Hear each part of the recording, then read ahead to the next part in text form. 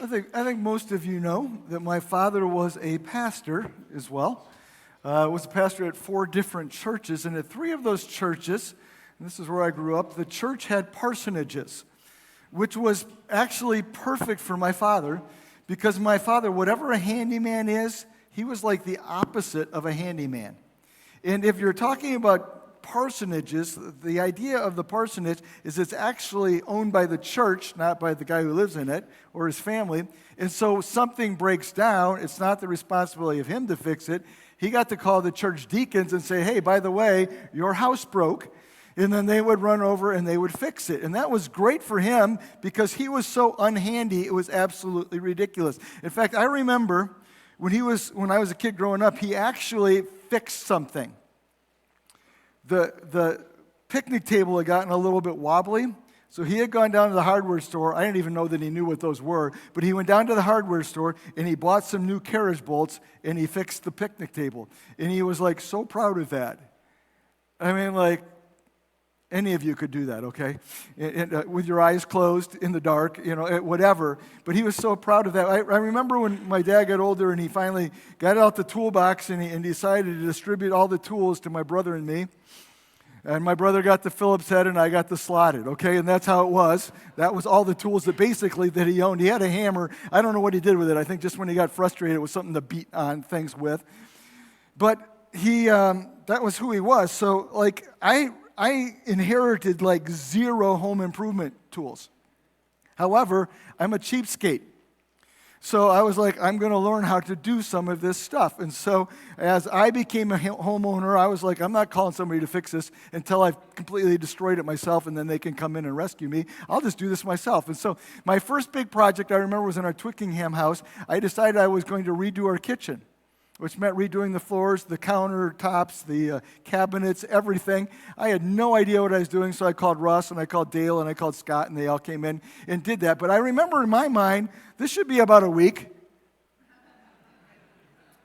Yeah, and you know what? We had, like, the sink propped up in the corner on 2x4s for a couple months, and the refrigerator was actually in the dining room, and my wife just kept looking at me like, when's this going to be done? And you'd think I learned my lesson because we moved a little bit later to a house on Avenel, and I decided now I know what I'm doing. I can do a kitchen. I'll just find one person to help me this time, and Kurt was the lucky guy. I actually paid to have somebody put in the floors. I learned my lesson the first time on that. And we worked on that, and we're putting in this kitchen, and all the cabinets came in, and they're sitting in the garage. And we went to install them and discovered that the corner cabinet was missing, which you have to have the corner cabinet. I mean, you can do just about anything off the corner cabinet, but you have to have that one. And sure enough, we had to reorder it, and we had to wait. And, I started that project. I remember this, and I had the floors put in. I started at Thanksgiving, I think I can have this done by Christmas. I finished it in April, just in time for Easter, but at least we got all the holidays represented there. And so when we moved recently, it was time again to do a kitchen, and I had no expectations on how long it would take me, but we've got that whole thing put in, and after I started, I finally nailed in the last piece of kick plate, I think 3 years after I started. But that's how it goes, right? You get started on these projects, can't wait to get going, you're all excited about it, and you start in the initial progress. Well, the initial progress is usually tearing something out, which is just great fun, right? Just ripping it out and tearing apart your house. But as you get going, it gets not harder, it just gets harder to keep going. And you slow down, and other things come up, and things happen with the family, and something else, and it's like you just kind of move it to the back, even though you have to wade through your mess all the time. And it's like, I'm going to get to that, I'm going to get that finished. Well, I think that describes how we are in our spiritual lives a lot of times too. God comes to us, we have a God moment, a God experience, we're reading our Bible, we're sitting in church, or whatever it happens to be, and it's like God's like, you need to work on that in your life. That's something that you need to change, or that's something that you need to try, and you're like, yes, I'm in. And you get going on it, but as it goes, you discover it's hard to keep up your enthusiasm.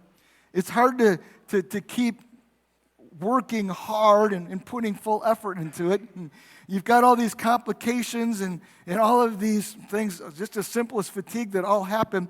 In our lives spiritually, we become like a lot of my kitchens were. The intentions were great. The initial efforts were impressive, but it kind of, it kind of just fell apart as things went on. Well, we've been talking about two things that often are the factors that affect us when we make that decision, when we're going to go forward. And even as we're in this month of January, maybe if you've made some like spiritual resolutions. But we said we tend to get discouraged. And we talked about that quite a bit last week. And we also tend to get distracted. And we're on this, and this is our focus to start with, and then something else comes up. And they're not even bad things. It's like, I got to deal with this, or I got to deal with this, or I got to deal with this. And this gets forgotten. And we deal with the issue of distraction. And maybe that's where you find yourself this morning, discouraged for what other reason, or maybe you're distracted, even in your spiritual lives, and that's really what we're talking about here, but I guess it could be anything. You're distracted not necessarily by a bad thing, but you got this stuff going on with the kids, or you got this stuff going on here with work, or there's something you're really wanting to get done here, or there's a family problem that you're dealing with and that's just consuming a lot of your focus and your attention and time. It could even be like you decided to remodel a kitchen, and that is just consuming everything that you're doing as well. But you've gotten distracted. And if you're completely honest, you're not making as much progress as you had hoped spiritually. Or if you're completely honest, you've stopped making progress at all, and you've actually regressed a little bit. And some things that you were really excited about, and maybe it's something where you volunteered or something that you committed to, that you're all gung-ho about, not so much anymore. Well, we've been looking at this story of Haggai, and it's a story for all of us who find ourselves in that situation. So let me encourage you to turn with me to Haggai chapter 2, verse number 10, this little short book of the Bible right at the end of the Old Testament. And just a quick review. This is a book. Haggai was a prophet in what we call the post-captivity time. The Jews had come back from Babylon. They had come back to Jerusalem. They were led by Zerubbabel and Joshua and the remnant. That's what they called these people, about 50,000 of them. And they were actually really good people because they said, you know what, we're going to give up everything that we built in Babylon, and we're going to go back to Jerusalem, and we're going to rebuild that city. We're going to rebuild the temple. In the process, we're going to rebuild our identity, our spiritual identity. We're going to rebuild our culture. And they really have great intentions. But they go back, and the first thing they start on is the temple, and it just doesn't go very well. For whatever reason, we know that they faced opposition. They had limited resources. Probably none of them had ever tried to build a temple before. They found that the work was incredibly hard, and they got discouraged. And so they stepped back from the temple, but they didn't step back from just doing things. They actually turned their attention in another direction, and they started to build their houses and to remodel their houses and to make their houses really nice. And the truth of the matter is that they got distracted, and they stopped working on the temple. Now, I just want to stop right there and say something that I think is important. The Jews that returned to Jerusalem stopped building the temple, but it wasn't because anybody else stopped them. There was opposition, there was adversity, there's all these things, but nobody literally stood in their way and said, you can't build this. The only people who stopped the Jews from rebuilding the temple were the people themselves. And that's something for us to remember too, because sometimes I think we're making excuses for why we get waylaid, why we get discouraged or distracted, but we have to look at ourselves and say, what is my role in this situation? Well, what happens here is the temple then gets forgotten. These people are building their houses, and God's like, nah, this isn't good. And we're going to have to correct this, and we're going to have to fix this. But God's pretty patient, and he gave them some time for that, and they didn't really respond. And so what he did is he brought frustration into their lives and into their stories. And Haggai comes, and in his first message to the people, he says, hey, have you noticed that you're planting a lot of seed, but you're not really getting much of a harvest? Have you noticed like you drink, but you're always like thirsty? Like you put on clothes, but somehow you're like cold all the time? Or you make money, but it always just kind of leak out because you're always having to spend it on things you weren't expecting to spend it on? And have you noticed that when you get hungry, you're never satisfied? And he uses these metaphorically, but to say, hey, have you noticed how your life isn't going the way that you think it should? And the reason for this was because God was actually just stepping back. He was basically saying, hey, if you want to live your life without me, that's what you're doing because you're distracting. You're not doing what you should be doing in building something. If you want to live your life without me, that's fine. Have at it. And God stepped back and withdrew his blessing. And these people were dealing with this frustration. Life just didn't work how it should work. And it was partly God's intention that they would look at this and say, finally, okay, God, we need you in our lives again. But they didn't. They just didn't get it. And so God sends Haggai into their story to point out what's going on. And so Haggai comes and he has 4 different messages that he gives. And so far we've looked at 2 of them. We're going to look at a third one today. But in the first one, he points out their failure to build. And that's why, because they're not prioritizing God. They've prioritized themselves. And he actually explains the discipline that they're facing. And then the most unusual thing happens here in the Old Testament especially. The people respond. They're like, that's why. And you're right, Haggai. That's what we've done. We've got way too much about ourselves and not enough about God. And we'll rebuild this temple. And they dive right back into it, which never happened in the Old Testament. But it happened right here.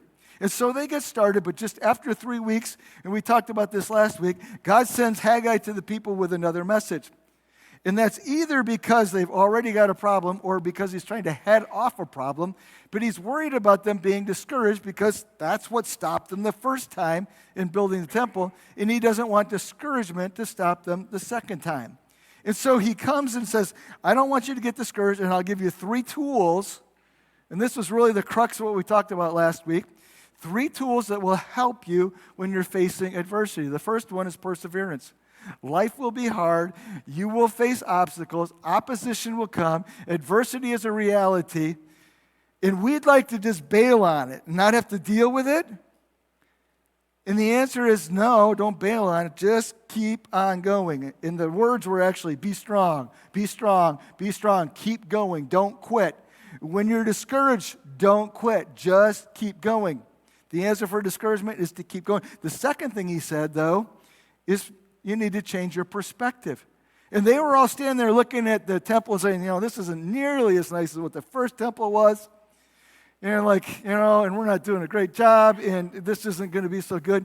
And they were looking at everything wrong, and God's like, wait a minute, you need to change your perspective here. You're looking at this wrong. Don't be deceived by the past. The past had this great temple, but the worship and the spiritual condition of the people was so bad I had to send them into captivity. So don't worship the past.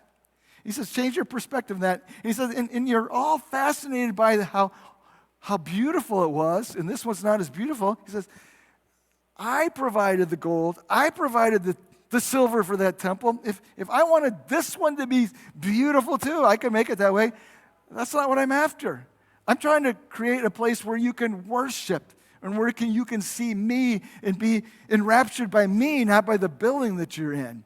And it even says, hey, as you look at it now and say, well, this is just nothing compared to what was, he says, don't discount the future. You don't know what's going to happen here, but we find out later, Jesus is going to walk in this temple. And so when we get discouraged, we need to change our perspective because we're often telling ourselves a story that isn't true, and we need to tell ourselves the truth. There's a last thing that Haggai said here, that if you're dealing with discouragement, lean into the promises of God. And there's several promises that are given there, but it's not just the promise that we need to focus on, it's actually the one who makes the promise. Because the promise is a reflection of his heart, but the promise is also a statement on his character, because if he makes that promise, he's going to keep it. And he's just basically saying, if you're discouraged, just look at me. I will help you. And so the first challenge that the people faced, just like when they came back from captivity and started to build and quit, as they restart, that first challenge that they face is discouragement. The solution?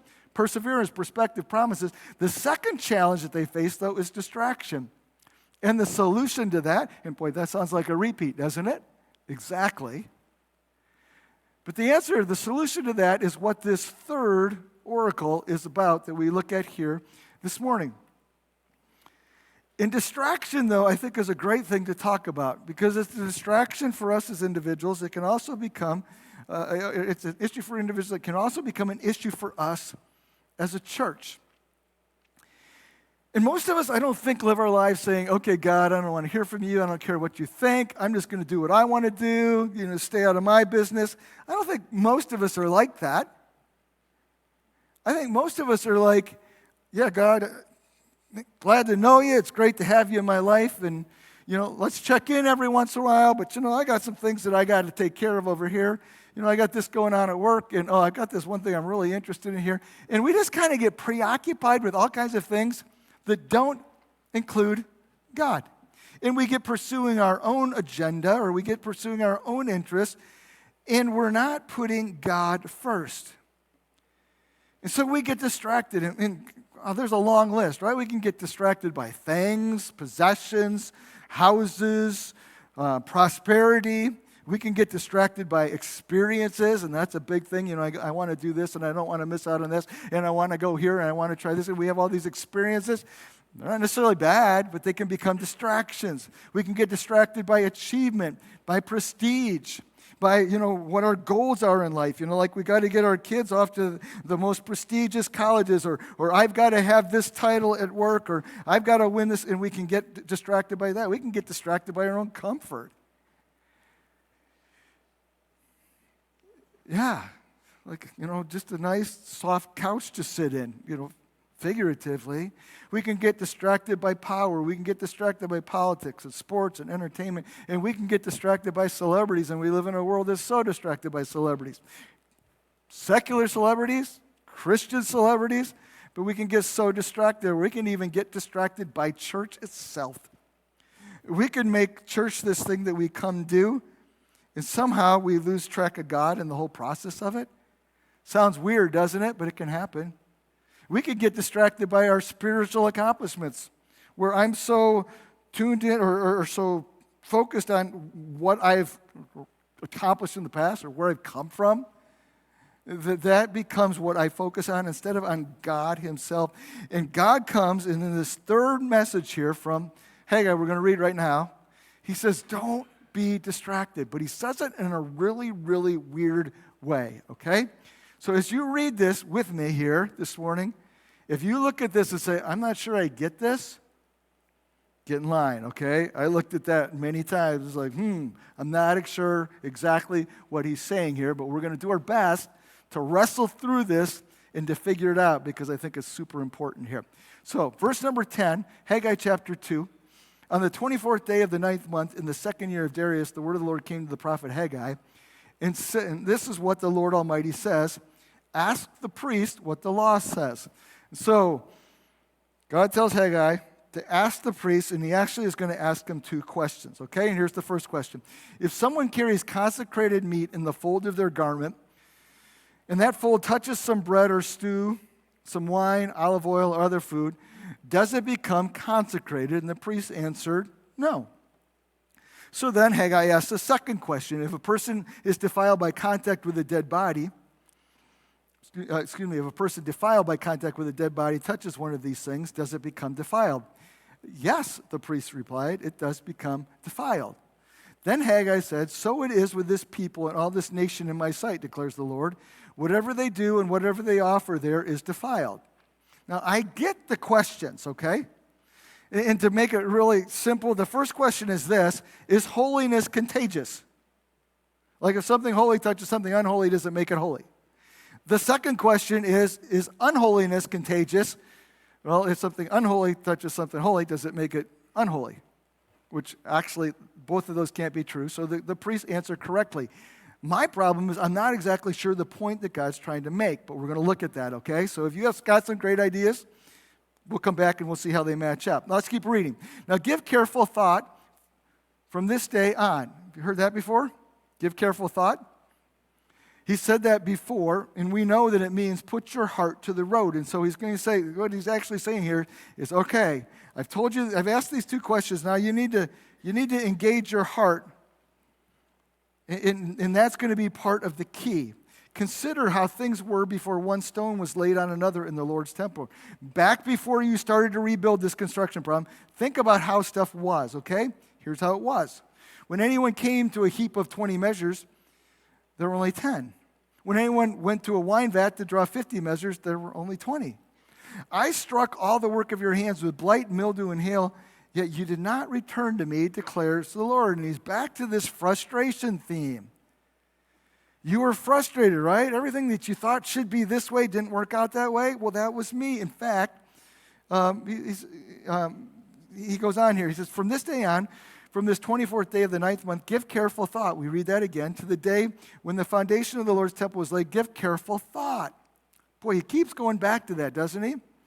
Is there any seed left in the barn? Until now, the vine and the fig tree, the pomegranate and the olive tree have not borne fruit. It's not just what you have planted that didn't work out.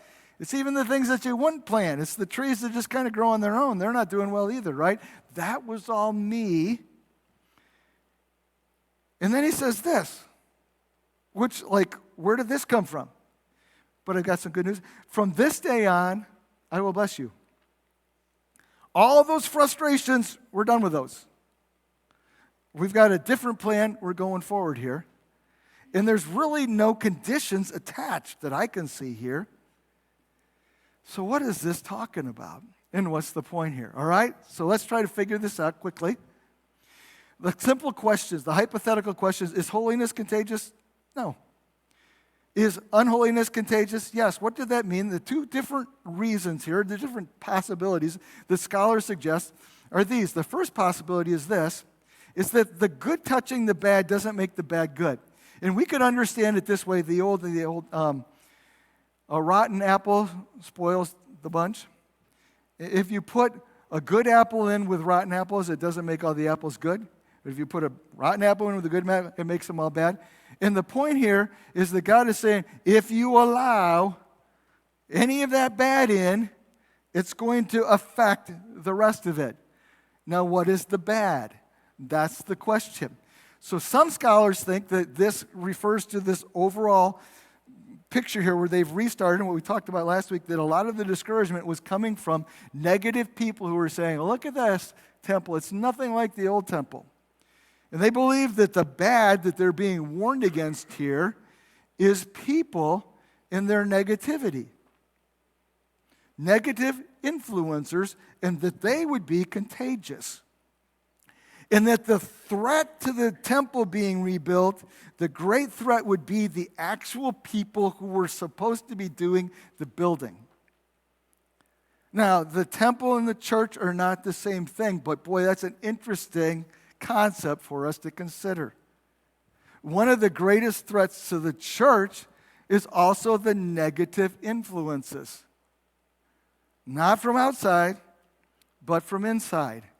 And so we need to be super careful about things like criticism and complaining and campaigning and having a negative outlook on things and judging and nitpicking and being contrary and recruiting for your side and disunity. Those are all things that are extremely dangerous to God's work. And they're all things that we do as Jesus followers. And these are all things that never show up in lists like the fruit of the Spirit or the gifts of the Spirit, any of that. They're actually the works of the enemy, and we become tools for him when we get into these things. It becomes destructive and it becomes wrong. Now, let's be honest, folks. The church is not perfect. This church is not perfect. And you know why it's not perfect? Because its leadership isn't perfect. And that starts with me. That means I make bad decisions from time to time. And you know what? We all need accountability, and it's not that we can't address issues in the church, but it is that we have to address them in the right way and in the proper way. We can go to the person. We can ask questions instead of making accusations or assumptions. And you know what? We can allow for differences here too. That's what a body is about, right? That's why we're part. Some of us are the hands of Christ, and some may be the feet, or some may be the heart, or some may be the lungs. We have all of these. We're different. But it's that differences that make us great. But we can let those differences become divisive. And this is the warning. The God said, hey, don't get distracted by the negativity in your midst. But not everybody thinks that that is what this actually means, although I think you can support that idea throughout Scripture. We see that idea repeated over and over. The other point, so the point there would be aware of negative influencers. The other point is, and by the way, there are other ways that people in the church can distract. It doesn't just have to be with negative things. It's like, hey, I'm going to try this. You want to do this with me? And it doesn't even have to be a bad thing, and we can get off on our own things. But we need to be aware of the distraction that comes from other people. The second possibility in interpreting this passage is that God is saying this, hey, just because you think you're doing a spiritual thing here in building the temple, which was, don't assume that that makes you spiritual. So don't think that this activity of temple building is going to rub off on you and make you spiritual. And this is a little bit of the legalism that I grew up in, is as long as I'm doing the things I'm supposed to be doing, then I'm okay with God. And God's saying here, beware of conformity, doing what you're supposed to do without heart behind it. Beware of just going through the motions. Beware of just doing what you've always done without the devotion that should be supporting it. And as he comes and says, you know what? You can easily get distracted. You can keep building even and be distracted because it's your heart that wanders off the job site.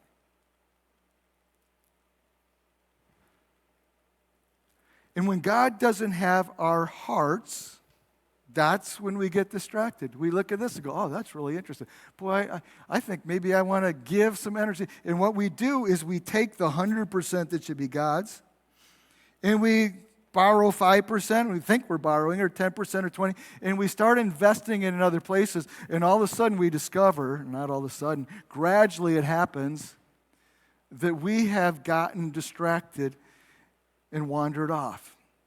We're still there building the temple, but our hearts aren't. And that's a challenge for us as a church too. You can be sitting in this room this morning, your body is where it's supposed to be, but where's your heart? So God gives them that reminder. He's said it before, give careful thought. Stop, everybody. Think about what happened in the past, how you got discouraged, how you got distracted, and before you even go that direction, stop and make some commitments, make some decisions. And then he goes on and he gives one more promise. And in that last message that we talked about last week, message number 2, he said, I'll be with you, I'll go before you, I'll bring glory, I'll give you peace. And then he adds this one. He says, I will give you blessing. I will bless you.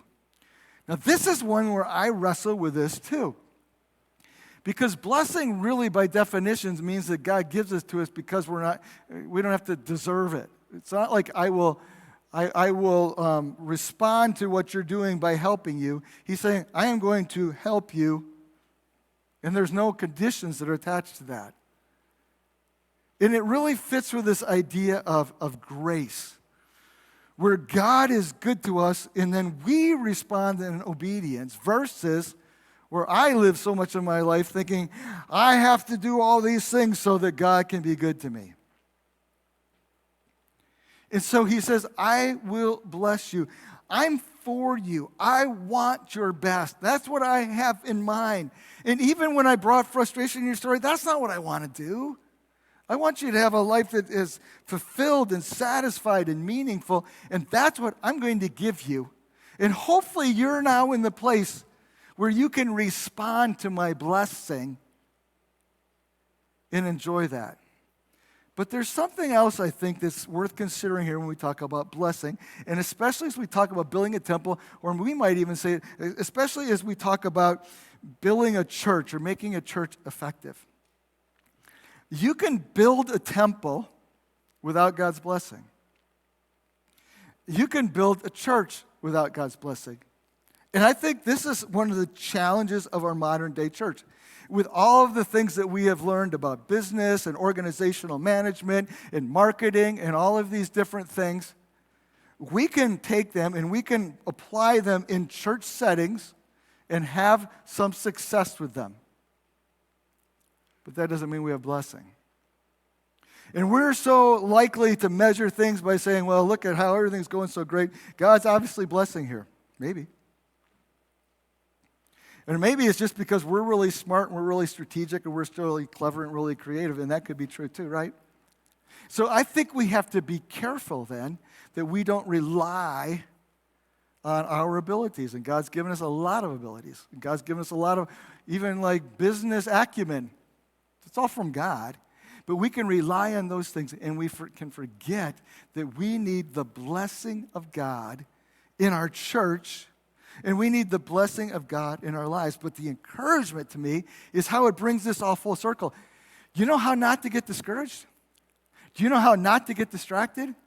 It's not by you just saying, I will not be discouraged, I'll be strong, I'll power through. And it's not just like, I will not be distracted, I'll just keep looking straight ahead here. It's by saying, God, I need you in my life. Please bless me. And I don't want anything if it doesn't have your blessing behind it. So the the threats to God's people, to the church, to your progress in your spiritual life, there's two main ones: discouragement and distraction. The keys to overcoming it, well, last week we talked about just be strong. This week it's be aware. Be aware of the people in your life and how they are affecting you. Be aware of the affections of your heart and how they might be steering you away from God. And then turn your heart or your focus where it needs to be, to the task. Get this temple built, guys. Do what God's calling you to do in your life, but do it with dependence on God. Don't try to do it on your own. You can never do it on your own. Let's pray. God, we thank you for your word, for the encouragement that it brings to our discouragement, but also for the focus that it brings to our distraction. And I pray this morning that you would speak into each of our hearts wherever we happen to be. Our heads are bowed, our eyes are closed. Which one better describes you? Are you discouraged? What do you need to do? Are you distracted? What do you need to say no to? Maybe it's a relationship. Maybe it's a goal that you've made way too important than it need to be. Maybe it's an experience where you're just leaning into that so hard. What is it that's distracting you? What is it that's keeping you from giving God 100% of your heart?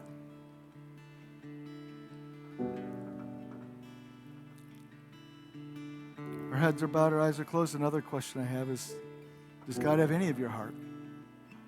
Have you ever come to him and said, you know what, I can't do this life on my own. I need you. Where you've come to the realization that sin and the consequence of sin, it's separated you from God. That you need forgiveness. That comes through Jesus Christ. We've sung about it today so much. Where you sit this morning, you can make that decision to follow Jesus, to ask him to forgive you, to come into your life. I encourage you to do that. If you have questions about it, I'd love to talk to you about that. But as we sit here this morning, what is the commitment, what is the decision that you need to make before God? God, thank you for your blessing. Thank you for the fact that you love us so much that you won't let us sit in ruins, but you'll help us rebuild. You'll challenge us, but you'll come alongside us and bless us. And we rejoice in that this morning. Amen. Will you stand as we sing this morning?